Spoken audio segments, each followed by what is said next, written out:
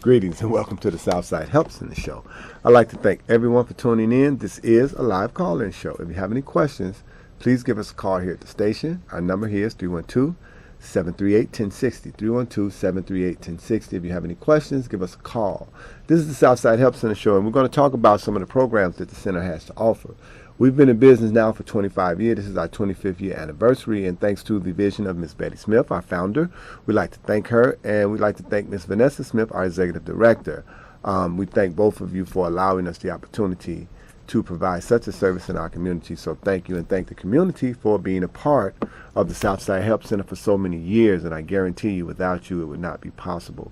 We have so many different programs at the Southside Help Center, and it's very important that you know that these services are available for you, but that you come to the center and check out some of these programs. Again, you can check us out on our website. It's www.southsidehelp.org, www.southsidehelp.org, and go and see all of the programs that we offer because we have so many.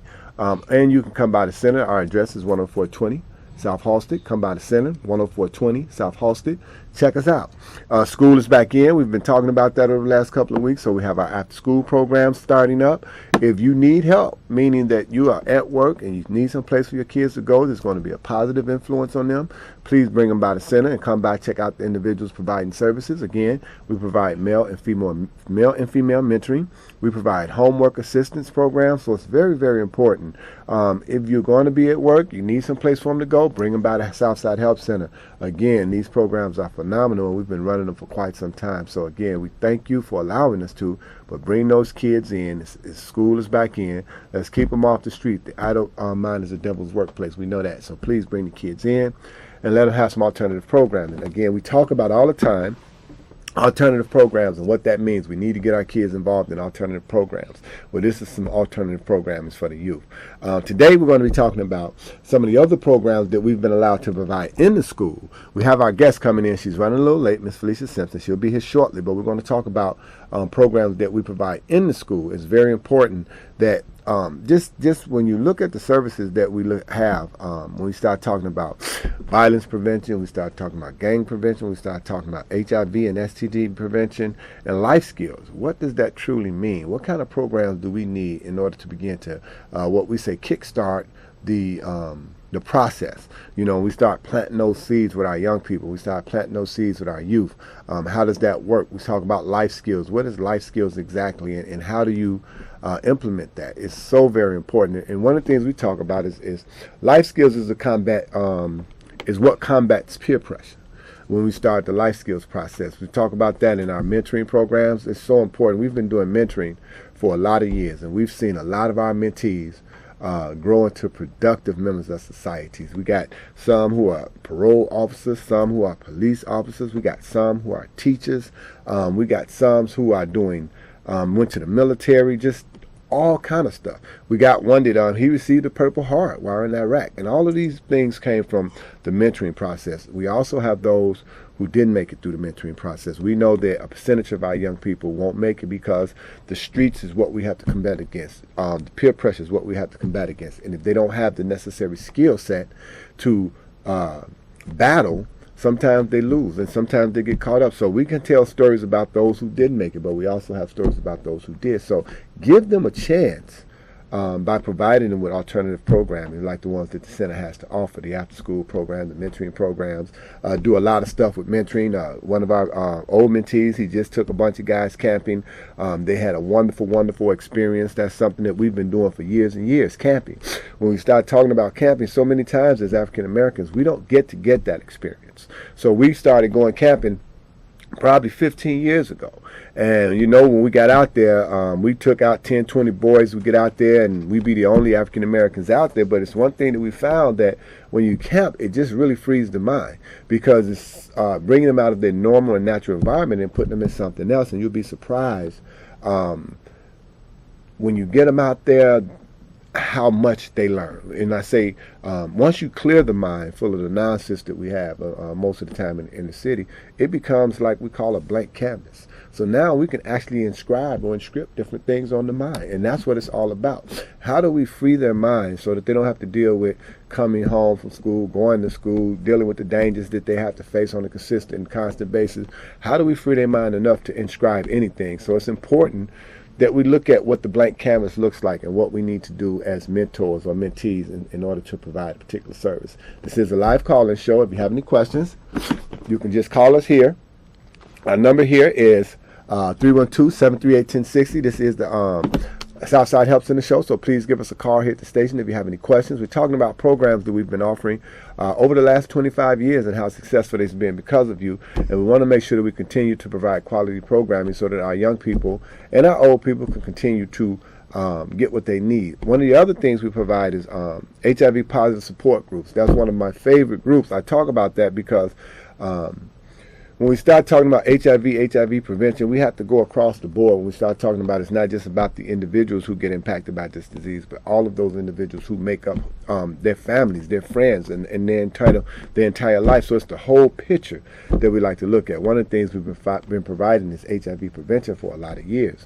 So we also provide support group for HIV positive people, and it is a phenomenal group. And I'm saying that to say, if you have anyone or know someone who has been impacted by HIV, please get them involved with the support group. We got Ms. Peaches Fonduan, she heads up that group. We have Kim, who is the supervisor for that program, and Dorian, who does prevention case management and Doris case management. If you know someone who fell out of care, please get them in touch with the center. We got Louis Spraggins, he does our Connect to Care program. That means that someone who has been in the care and treatment and who have fell out, he'll take them by the hand if need be, and he'll make sure that they get back into treatment and care. It's very important that people who are HIV positive continue to get the necessary care because there's so many things around that. And Lewis will take them by the hand and get them Connect to Care. It's important that people know their status. How do you know your status? By getting tested. We've been providing free testing for years and years. We provide the OraSure or a quick test, and what happens is within about 20 minutes you can get tested. 20 minutes later you'll know what those results is, and if they come up negative, you know what you can look at the positive behaviors and continue to practice those. Whatever negative behaviors, you can look at those and change. If it comes up positive, you can look at what your plan of action is, meaning that a positive result is not a death sentence. It just means that you need to make some changes and to improve the quality of life. One, get into treatment and care. Make sure that you get the necessary medicine that you may need, if you may or may not need, but make sure that you get into treatment and care. You get involved with a doctor. Know where you are with your status. So it's very important. Now, positive results does not mean this is a death sentence. It means you need to make some changes. So it's important that we do all of the things necessary. So you have to get a test, and the only way to know your status is to get a free test. If you have any questions, please call us here at the station. Our number here is 312-738-1060. The live call-in show. You can actually check us out online as well. All you have to do is go to CAN TV live stream, and you'll be able to get us live. Ta-da! I love when I can do that, and then we come back with a guest. Our guest has arrived, Miss Felicia Simpson. She has come in, and we're going to talk a little bit about what Ms. Simpson does in the school, but one of the things we were talking about is making sure that people got tested and know their status. If you'd like a free HIV test, please call the agency, 773-445-5445. Call the agency and just get extension 17. You can set up an appointment, or you can just walk in and we'll provide a free HIV test for you. And again, it's all about knowing your status so that, in fact, if you do test positive, you can get into treatment and care. If you take negative, look at what you're doing right, look at what you may be doing wrong, and make changes. It's very important that you know your status. One of the other things we talked about is how so many people are coming in getting AIDS diagnosis because they're not getting tested, and they don't know their status. So if you think you've been exposed in one way or another, please get tested, know your status, so that in fact you can get into treatment and care if it's necessary. So it's just very important that we do all of the things we need to do to maintain a healthy quality of life. Come this way a little bit, Felicia. I'll make sure. Okay, go back that way a little bit. I think there we go. No, we wanted to make sure we got the sign in. We'll make sure we get the sign in. Okay, we got Miss Felicia Simpson. Miss Felicia Simpson is she is our prevention specialist. She goes into the schools and provide. I'm going to let her tell it because I don't want to mess up what exactly she does, because it's a vital part of what we need in our school system. Miss Simpson, just tell them who you are and what you actually do in the schools. My name is Felicia Simpson. I am the violence prevention specialist at Southside Help Center, and basically in this position I will provide free services to the schools in Roseland area, specifically in Chicago, for ages 10 through 17. I will go in and teach a curriculum of life skills with subjects from bullying, violence, gang, alcohol, tobacco, and other drugs, domestic violence, peer pressure, coping with anger, coping with anxiety. So any subjects that could be the reason for the violence in the streets of Chicago today. Right. And she touched on many things, and I know oftentimes you can kind of reflect, and when you pick out the things, when you start talking about bullying, that's very real in so many of our Chicago schools. When you start talking about bullying, and they talk about cyberbullying, Right. you know, where they actually on the internet bullying folks around. And again, in our streets and on the way to school, we talked about the safe zone, what that really means when you're trying to get your kids to and from school, and how safe is it, you know, and what some of the signs you might want to look for when you start talking about bullying. What are some of the things that you might want to look for if you think a kid is being bullied? I always look at kids and their actions. If all of a sudden they're doing something that they wasn't doing or that you're not used to them doing, that's a sign. If they become anxious or nervous or just a different attitude, or they, draw different, if it's a toddler, around certain students or around a certain child, then typically that probably means that something's going on. Yeah, you want to look for anxiety when it's time to go to school. You want to look at where they may have wanted to go to school before. Now they don't want to go as Right. much, you know. So you look at why. You have to start looking at why do you think they no longer want to go to school? Is there something going on? The other thing is checking them, making sure that there's no bruises on them, Right. making sure that there's no cuts on them. That's very important. We found that a lot of times, if it's not one of those things that we like, arms, legs, or so forth, just look at them, you know, make sure that there's nothing, no new bruising or none of that kind of stuff, and check to see. Because if you're a concerned parent, you notice stuff like that. You know what I mean? You look at them like, hey, how'd you get that? You know, you want to question that, you know, to find out what's going on. So it's very important, you know, when you start looking for bullying, signs of bullying, you look at those things like anxiety, where they may have wanted to go to school. Now they no longer want to go to school. If there's any bruising being done, it's a lot of stuff that goes on in our Chicago, but not just Chicago school. Let me stop saying that. This is where we are, and this is what we're concerned with, but it's all over. This stuff goes on in the school. So be mindful. Just because you're not in the inner city, that you do the same things in terms of watching your children in terms of bullying. It's very, very important. The other thing we mentioned was alcohol, tobacco, and other drugs. That is big. Talk a little bit about that, Felicia, and what you guys will be doing with that.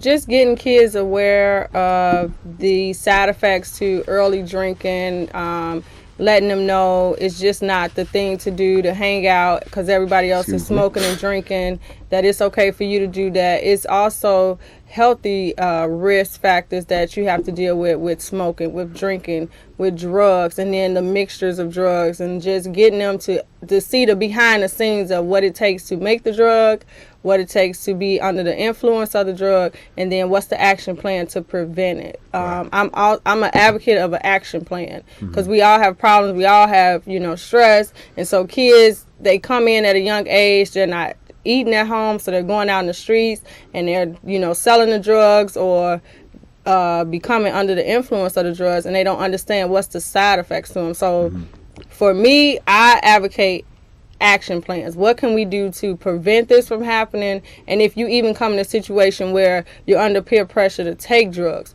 what can you do to just, I know it sounds cliche, but what can you do to actually just say no to drugs? Right. So when we talk about, let's talk about when we talk about prevention and intervention, because sometimes when you say an action plan, that looks at the prevention part of it, meaning that you have something in place. Because a lot of times we need interventions. You watch the program on TV, and most of those are extreme cases where, you got people who have been dealing with substance abuse for many years, and the behavior has become extreme, and then they do an intervention. A lot of times with our young people, it don't always start. That's the end result of a substance abuse problem most of the time. When you look at intervention, that's somebody who's been doing drugs for some time, and that's the end part where they pretty much at the rock bottom, and the people around them can no longer take it, and now they need an intervention. We start talking about action plans. We want to get them before they get to this part, and that's what an action plan is. Just give us a couple of steps of what you might say when you say an action plan. What might be a couple of things that a parent can do in terms of putting an action plan together for substance abuse? I would first say identify the problem, because a lot of parents walk around and say, well, my child won't do this, my child doesn't do that. And their child is actually doing it. So I would just say start with accepting and identifying the friends that they hang around, the environment, atmosphere that they're in. Who is the drug dealer on the block? Does your child associate with them? Have you ever seen your child talk to them? So that's one step in the action plan. The second is, if you identify that your child is on drugs or drinking alcohol, then being able to find, if you can't talk to your child, find resources for your child to talk to someone about what's going on, because we've all been a teenager, and some things you're just not going to tell your parents. That's right. Some things you're just not going to discuss with your parent that you will discuss with a youth leader or a official in the church, or somebody on the block that can relate to the problem that you're going through. So I would just take those small steps and go from there. I wouldn't start thinking large and then trying to make a huge impact. I think sometimes we just need to start with one step at a time, and it just makes a huge difference in society.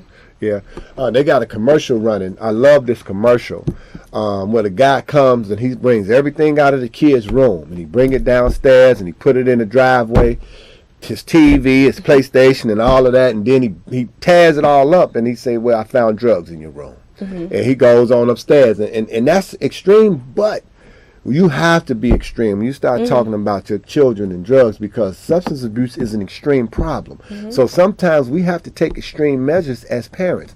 The part that got me to what I was most impressed by, and that's just not on TV, because I used to do this with my sons, check the room.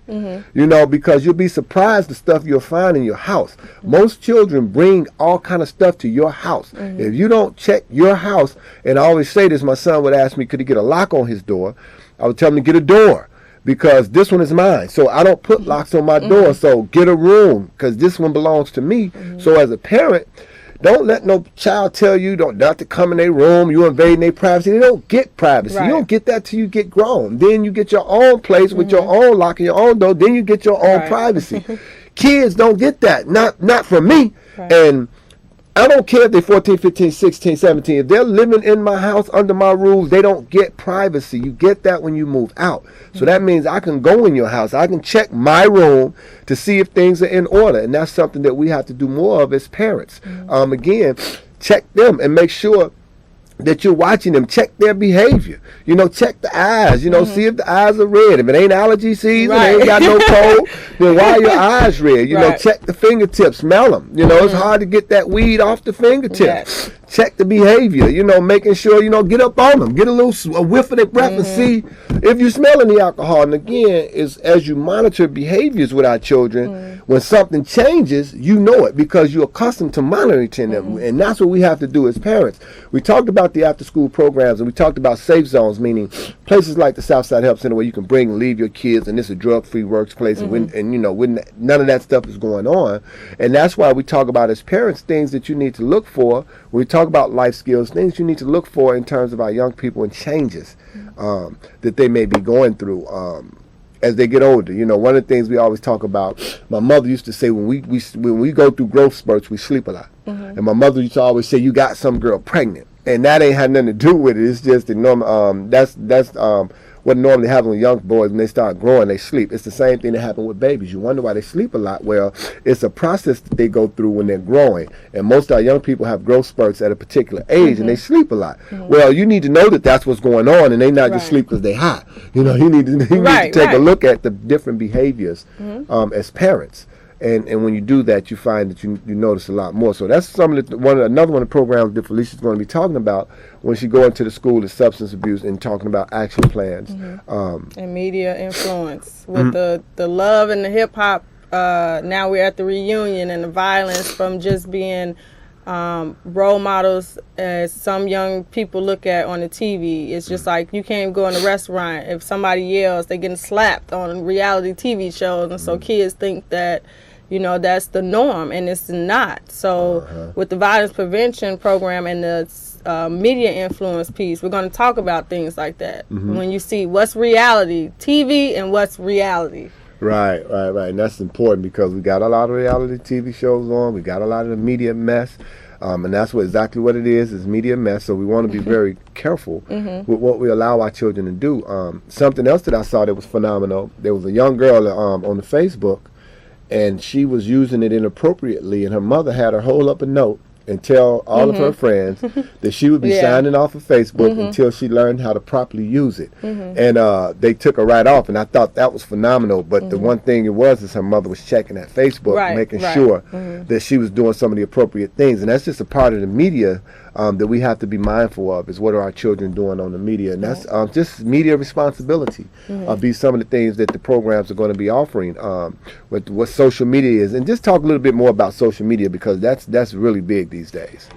Basically, with the social media and the media influence piece with the Life Skills program, we will be talking about, like as you said, the parents monitoring their kids' Facebook and Twitters and Uvo and Skype and all the other outlets that we have out here with our kids.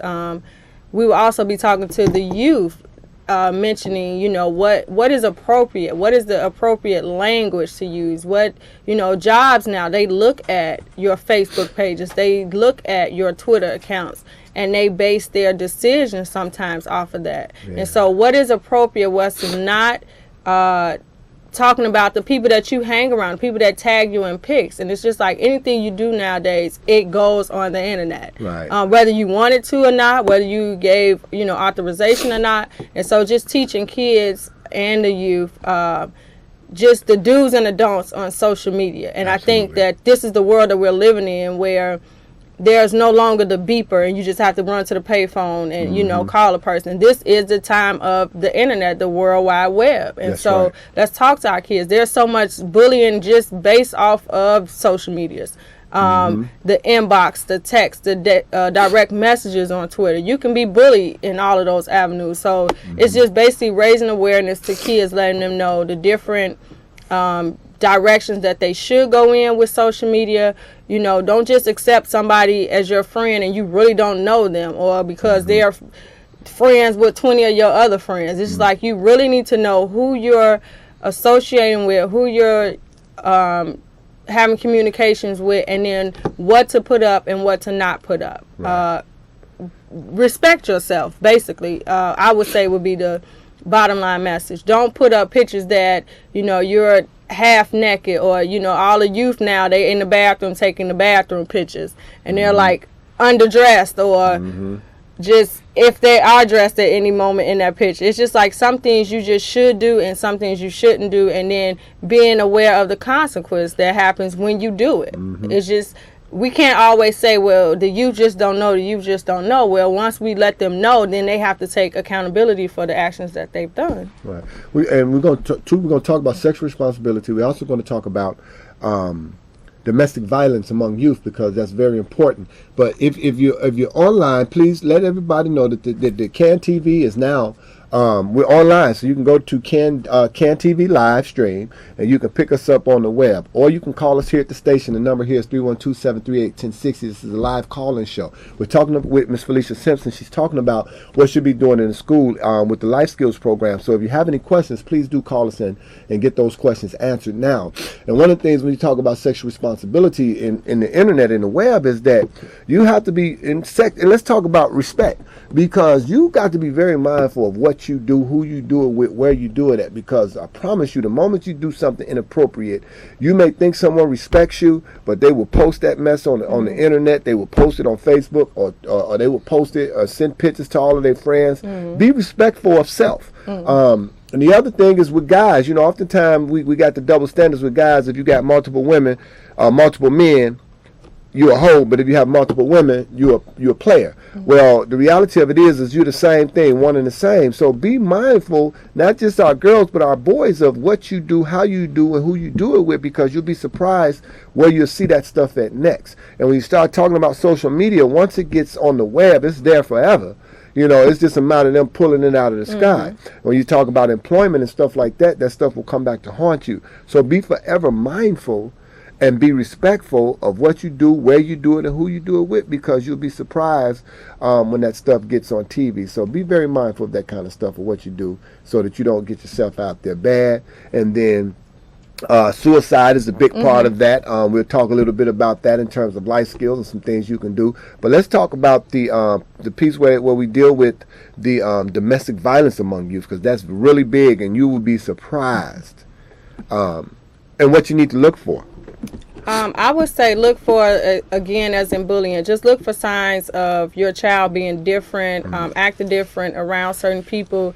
I always tell you, if you're with somebody that you have to lie to your parents to say, I'm going over Michelle's house, but really I'm sneaking off with Tony. I mean, those are the signs right there that you shouldn't be with that person, because I always tell youth, hold yourself accountable if nobody else is. I know you're young and you're just out there and you're carefree, but with domestic violence, it happens over a period of time. It does not happen on the first day. The person does not walk up to you and slap you in the face. They use a period of time to prey on you, to learn you, to get to know all of your family members and things like that. So when you start seeing yourself being isolated, when you start seeing that this person has anger management problems, when you see this person is going above the norms of a typical argument, or they're very violent towards their brother or their sister or their parents, those are warning signs that you should not be in a relationship with that person, male or female, because it's not always men that are abusers. There are women, and women act out of anger. Yes, absolutely. It's out of anger. It's out of anger. And you know, as a male, I've had my experience with aggressive women. So we have to understand that it's two sides of the coin. It's not always the women that's being abused. A lot of times it's the men that get abused as well. And then you have to look at, and this is for guys, women who provoke you on a consistent and constant basis. You need not be with those type of women, because that kind of stuff will get out of hand. And then when I say that, is because you do have aggressive women who will attack you, who will strike the first blow. But of course, it doesn't always end up like that. You know, when a fight ensues, you know, most times you may overpower her, or and then it becomes something different. Right. I'm saying that to you so that you don't get caught up in a relationship with an abusive woman and it then escalates to something else.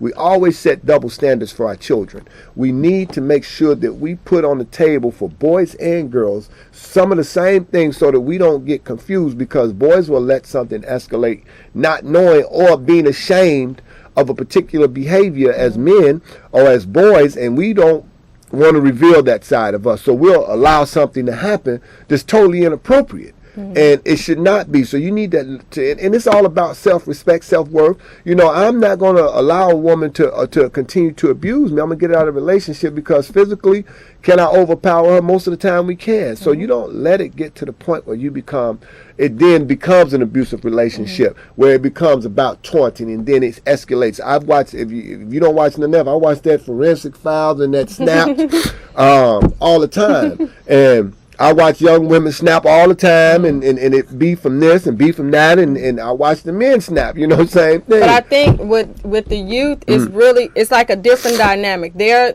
with their abusive partner for popularity reasons. The football player, you want to sit at the lunch table that's popular, so you deal with the abuse that, you know, your partner is giving you, because you want those standards in the school. You want to be known. You're so used to being the outcast, or you know, you don't. You already don't think you're pretty enough to be with this person, or you should be accepted by the popular group. So then you deal with whatever this person gives you, and I find that a lot with the young girls in Pacific. They're young. They're trying to identify who they really are, and so when they see the reality TV shows and they see that they should have these certain things in life, and they are not getting it, but then they're getting exposed to sex at a young age. They're watching all these movies and listening to all these songs that just frequently plays on the radio. Then they allow themselves to get put into positions that they really shouldn't be in at a young age, but it does happen.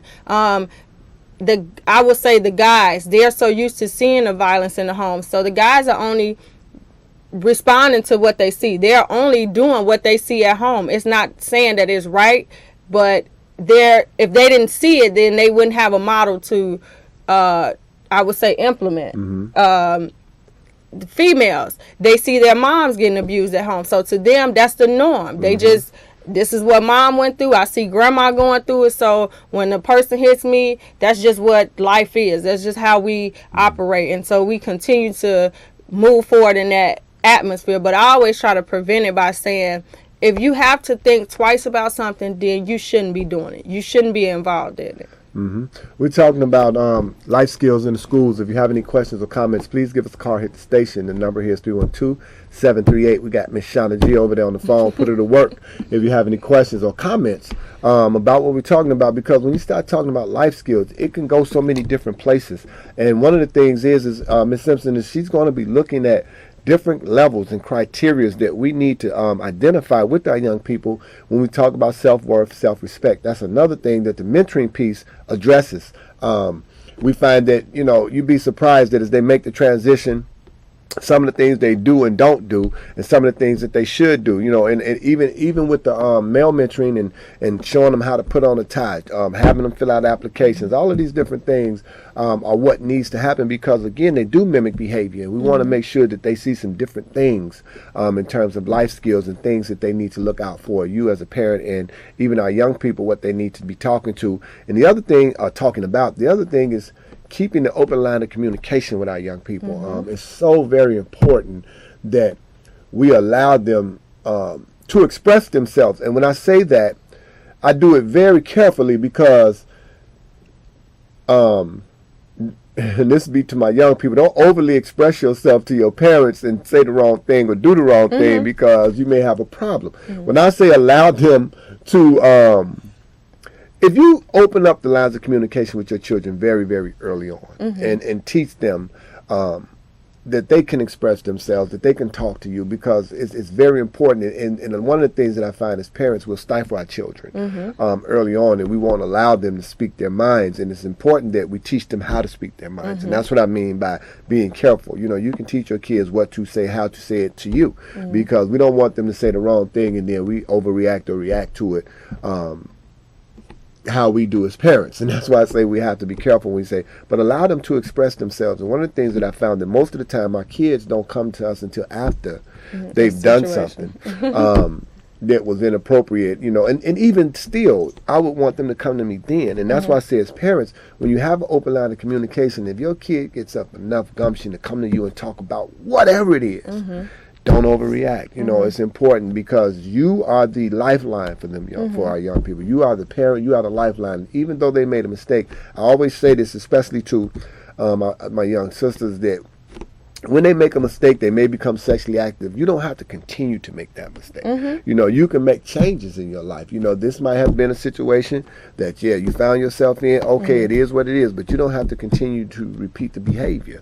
This is what life skills teaches you. This is what self-respect and self-worth teaches you. You may fall victim to peer pressure, and we all have at one time or another, but these are things that we're now putting into place to make you less likely to fall victim to peer pressure. When we start talking about domestic violence among youth, when we start talking about alcohol, tobacco, and other drugs, it's very important. Tobacco, let me not overlook or minimize tobacco and its effect, because it's the most addictive chemical known to man. It's the first one that most of our kids are exposed to.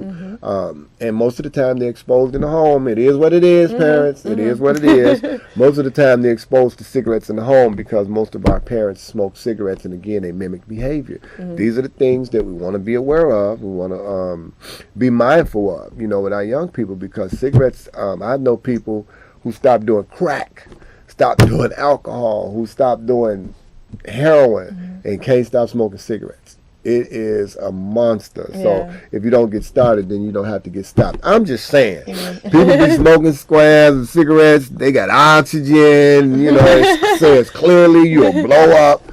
Hey, they still smoke. I used to smoke. I stopped about 17 years ago. So I'm not, I smoked cigarettes for 16 years. I stopped about 17 years ago. So I'm just saying, be mindful and aware. And that's another thing with the media influence. Media nowadays, they make everything so alluring to the eye. So that pack of cigarettes that you see the commercial for, it's like there's this beautiful woman, her hair is flowing, she has on this bikini, she's out in the sun. And so that makes you as a young person like, wow, I get to look like that, I get to feel like that, all if I just smoke this cigarette. And so that's one thing, and one of the activities with the Life Skills program is just identifying commercial ads, magazine ads, just going beyond what you see on the surface. I always tell people, okay, if it says blue, go beneath that. Look at more to what's right there, what's more than what everybody see, and find something different. And when you find something different, it opens up your eyes. It makes you so much more aware of what's around and what's surrounding you. So definitely with tobacco, I mean, they even with the cigarellos and things like they have minty flavors and peach and grape, and it's just like you're just at a candy store, and that's where they sell them at. So you have all these different flavors that you can get high off of. And with youth, I mean, they're not aware of the side effects. They're not aware of the dangers that they're putting themselves in. So it's very important to address that. Yeah, absolutely. And if you listen, I'm gonna give just think about this for a second. For all of you, think about this for a second. Just ride down your block over to the next block at every gas station. Why do they got cigarellos 2 for $1? Everywhere you go, places that shouldn't even be selling cigarellos got cigarellos 2 for $1. Why do you think that is? The other thing is when you start talking about the media, all of the Corona commercials are so inviting. You know, they always on the beach. They got lime in it. They collecting their bottles together. How often are we exposed to that type of behavior? Let that not be the reason. So be aware of social media and the things that our children see, because all it's about is planting the seed. I say this all the time. It's the same thing when you look at the candy cigarettes. We used to have those all over the place. And what happens in terms of behavior? The moment our kids get them, they go to smoking and puffing. They're just simply mimicking behavior. The same thing happens with our alcohol. It starts with a behavior. And these are the gateway and the stepping stones to other things. So just be mindful, parents, that what we showed them, when they say planting a seed, be it for a cigarette, be it for a drink or whatever, those big companies are planting seeds throughout our community. And that's why we say with life skill programs like the one Ms. Simpson's runs, let's plant some different seeds. You know, let's cultivate some different stuff in our community. Let's not do what's norm or appears to be normal. Let's do something outside of the box. Get involved in life skill programs. Get your kids involved in programs like what the Center offers, because again, this is what we have to combat all of these other things outside of that. Provide them with a safe environment.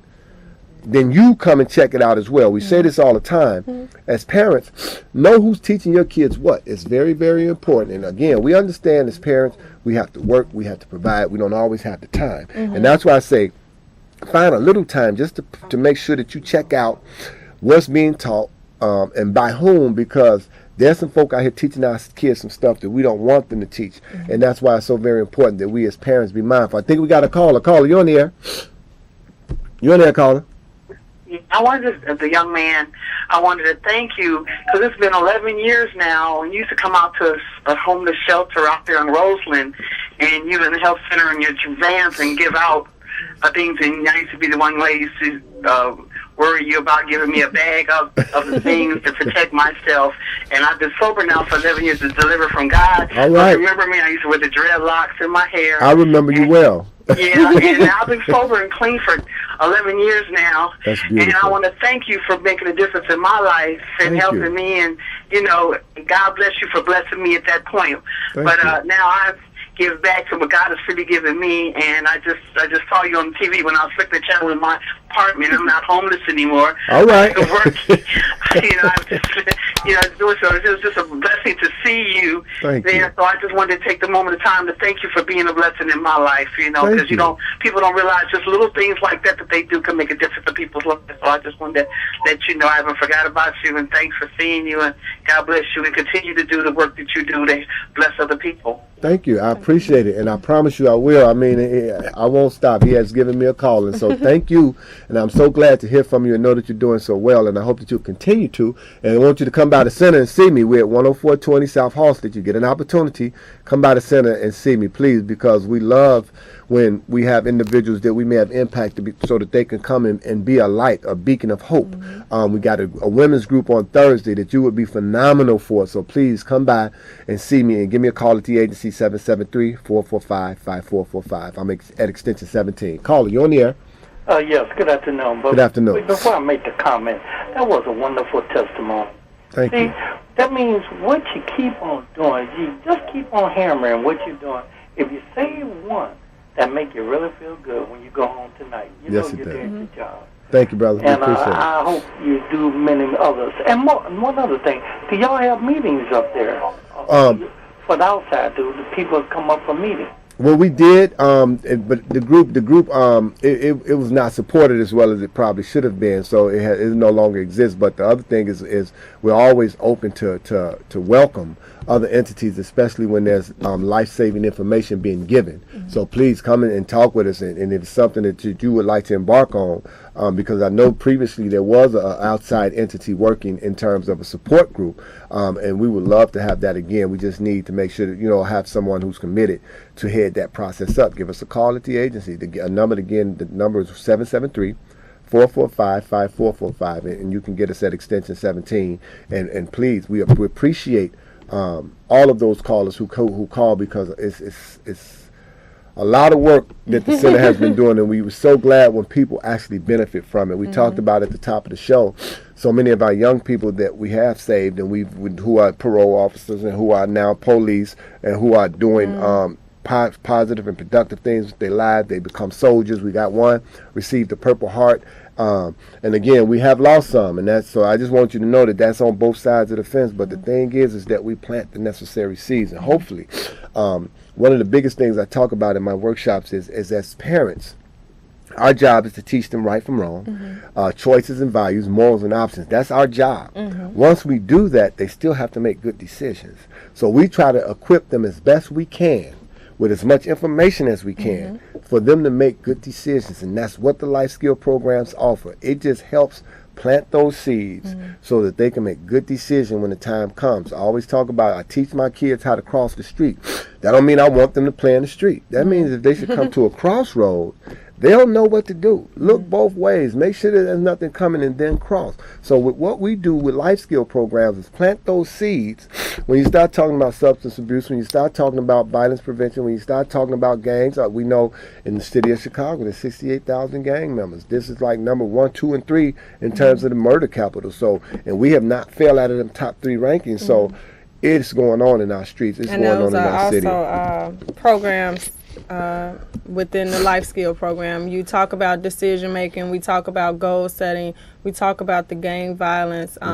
For me in particular, I love the goal setting curriculum because it basically touches on how do you spend your time, and it's like, if you spend your time doing something positive, then you have no time for something negative. And that's really what the youth are out here exposed to, is all negative time. It's all negative energy. And so when you have places like Southside Health Center that they can come to for after school, and it's free, and they can come and they don't have to worry about food, and they can bring their friends, and they can play games, and they can, join the drum line, and they can play basketball, and they can just get on, their social medias and connect with other people and talk about what's going on in the center. It's like, to me, that's a goal right there. It's just, how can you continue to do positive things, and then you map out your goals. It's one thing to say I have a goal, but it's another thing when I see it written down and I see it on the paper and it says, well, I'm supposed to be at step 2 right now. And if I'm not at step 2, well, what is hindering me? What can I do to move on to the next level? Again, I'm an advocate for action plans. I don't like to just see things and not know the root of it, and then where am I going from here? I mean, we are all exposed to problems. We all have issues.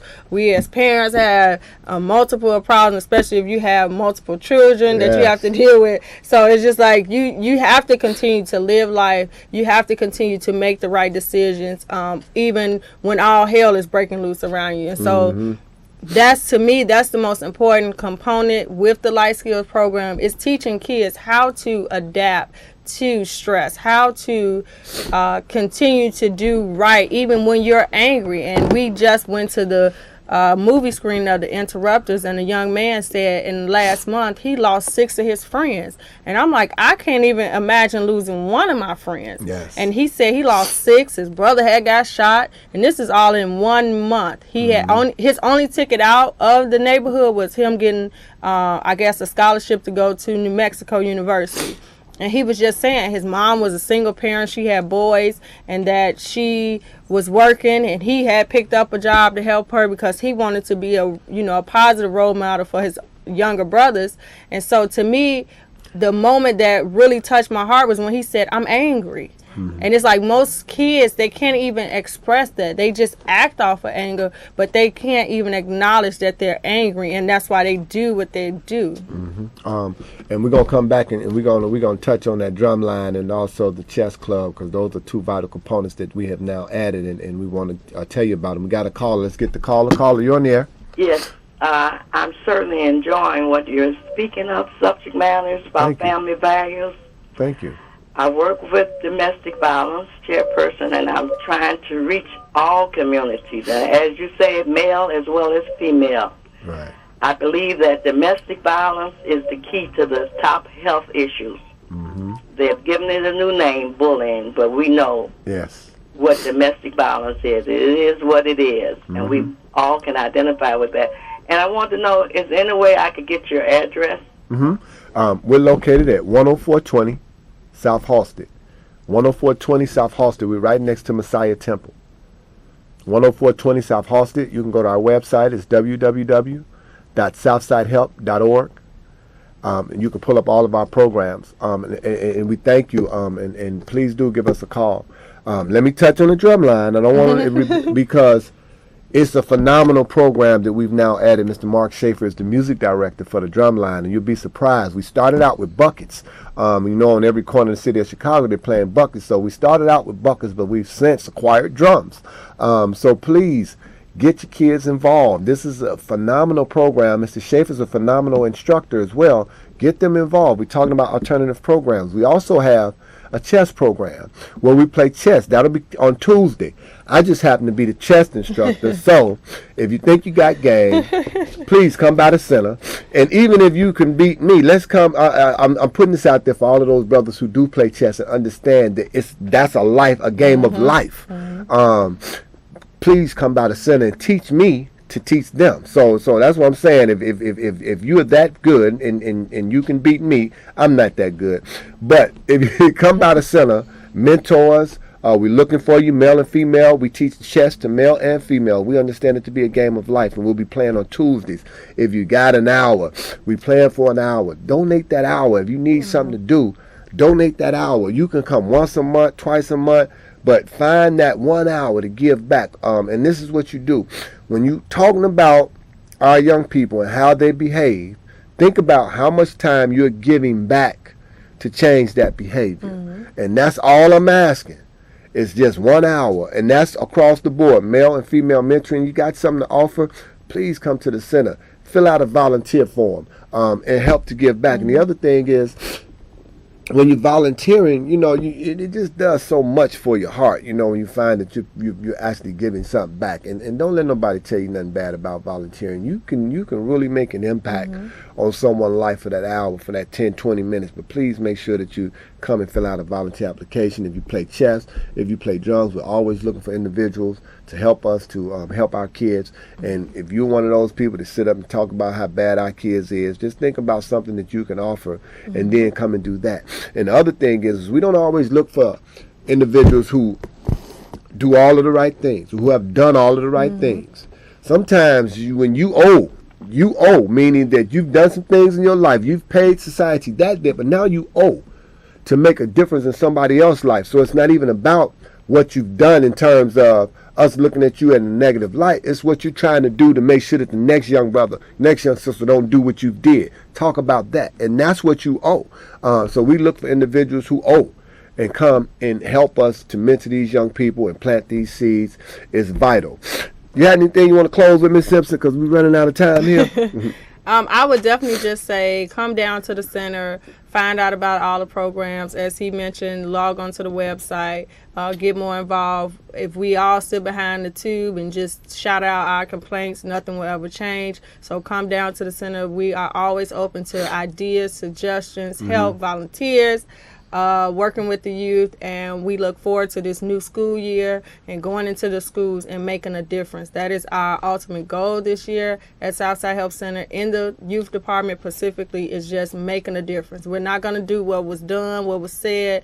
We're not going to go off the old news. We are new and ready to just roll out with it. And so we need the support of our parents, our teachers, our principals out there, our social workers out there, the kids that's out there, the dope dealers that's out there. We just need everybody's support to continue to do the services that we do. Absolutely. And one of the things is what that caller called in and said, it's that one thing. We can't change the world, and we're not trying to change the world. We're just trying to make a difference. So please come to the center, check us out, go on our website, check us out, call the centers, check us out. We thank everyone for tuning in. Thank you, Miss Felicia Simpson, for coming in. Thank you, Miss Shauna G, for handling those phones for you. And again, we'd like to thank everyone for calling in and tuning in. Until we see you again, we bid you peace.